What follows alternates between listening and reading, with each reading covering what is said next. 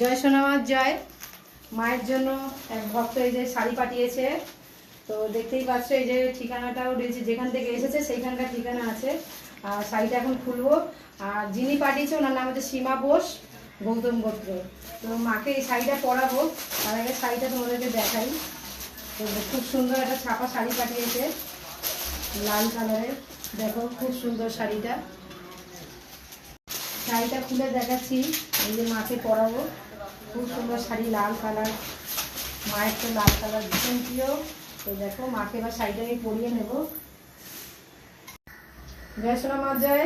দেখো মা একদম রেডি, দেখতেই পাচ্ছ। আজকের মাকে কিন্তু 8 পৌরে করে শাড়ি পরিয়েছি, খুব সুন্দর করে। আর মায়ের রূপদর্শন মালাটা আমি পরিয়ে দেবো, সেটা মায়ের গলায় সবসময় থাকে।